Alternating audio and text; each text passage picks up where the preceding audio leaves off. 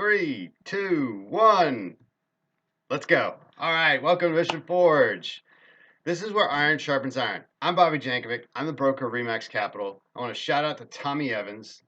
Tommy Evans, agent in my office, gave me this piece of content a couple weeks ago, and it's a great lesson. And before I move on, I want to say congratulations to Tommy Evans and family. He's expecting a baby boy this summer. So we really look forward to that. Hope everybody's happy and healthy.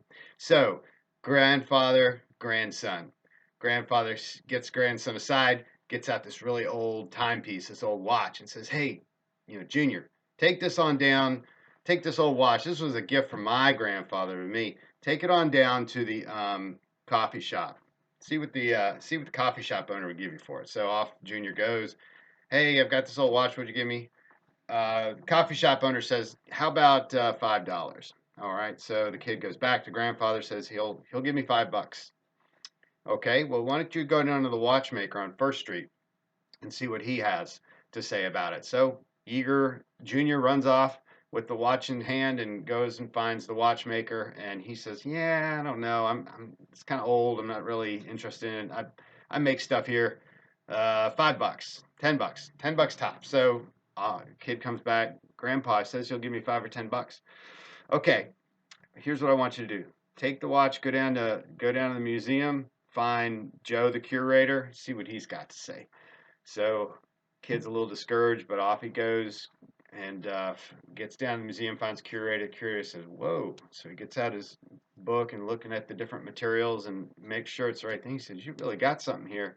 Um, I'll give you $1 million for it." So, whoa, $1 million.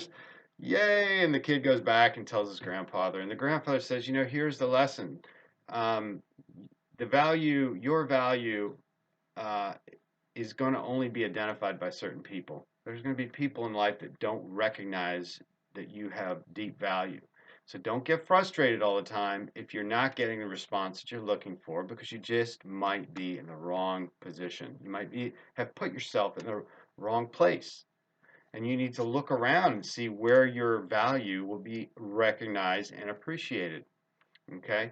Wonderful lesson. Thank you, Tommy. And I thought of a couple of different ways I could push this further. So that kind of puts you as the child, the grandchild, and the watch. Okay? But think about ourselves, maybe if instead of that, we're the coffee shop owner or the watchmaker.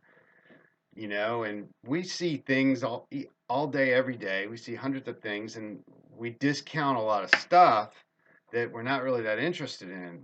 How much of that stuff has value that we're not really catching, we're not really picking up on?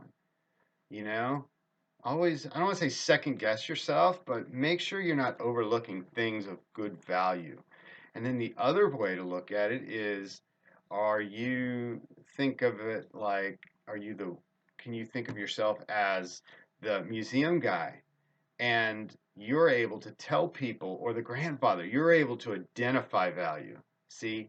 So look at it that way too, and you can see value in other things and help people see value in themselves.